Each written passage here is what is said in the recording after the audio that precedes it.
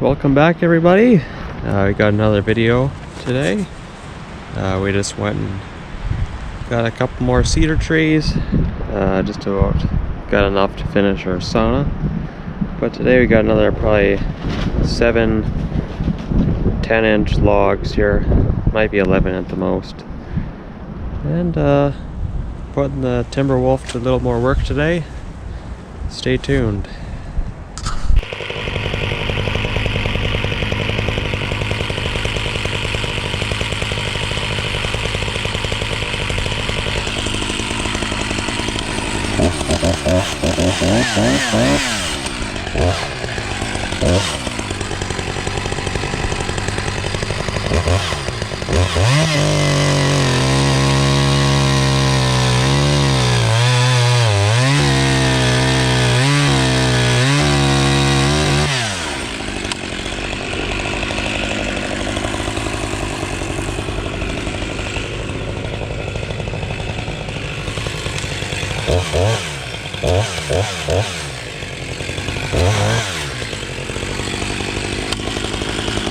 And for those of you who don't know, the way to start the Timberwolf, or like any other chainsaw, you're going to flip the switch to the on position, which is facing up.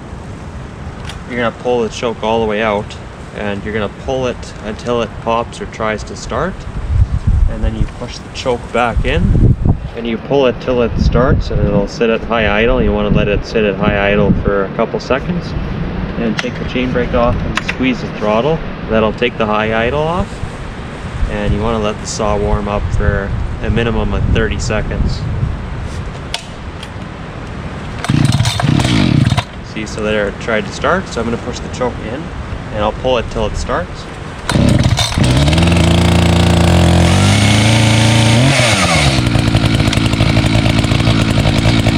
Just going to let the saw warm up, and we'll be back. And for those of you watching who don't own a chainsaw mill but you're looking to get one, this is our homemade guide rail. It's just a homemade 2x4 ladder. This one's about 8 feet long. What we ended up doing, just took 2 straight 2x4s and screwed in these shorter sections. These are about 9 inches wide, and they were about halfway in between the width of the 2x4 when we screwed them together.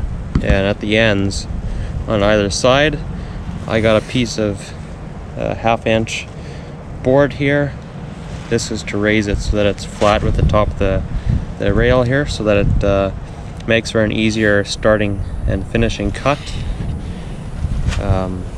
It works okay. Obviously a rail system made for this situation will work a lot better, but this does the job. In a couple of years we'll have to replace this because this sat outside all winter and it's getting weathered, so we'll have to make another one. The next one might take a little more time, might make like a 12-foot board ladder and stain it so it lasts a lot longer. But anyways, let's screw it down and get to cutting.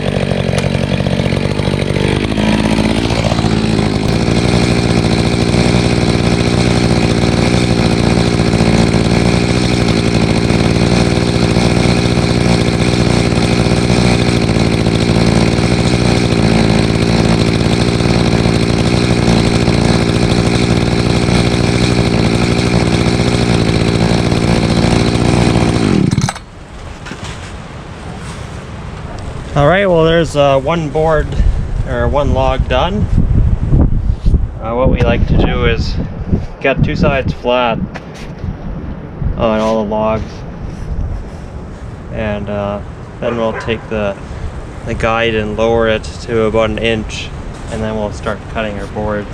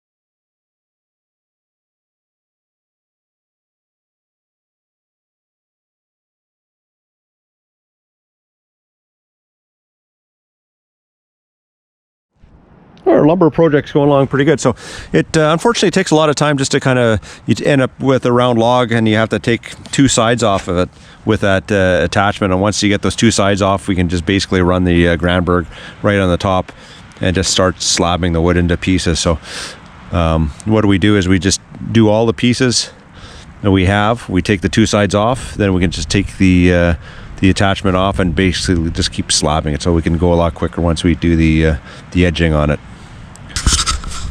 It's going along pretty good, and we're making a heck of a pile of sawdust. Well, I got about another dozen boards milled today. They still have another 4.5 logs to go through.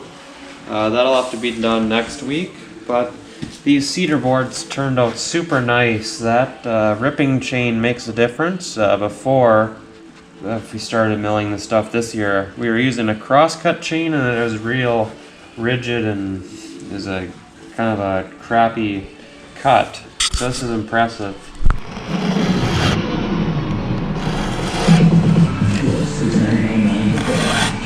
This is not the fun part of sawing wood. Nope.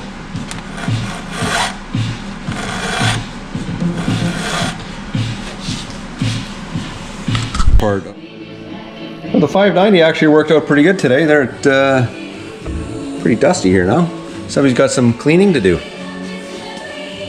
We'll see you on the next video.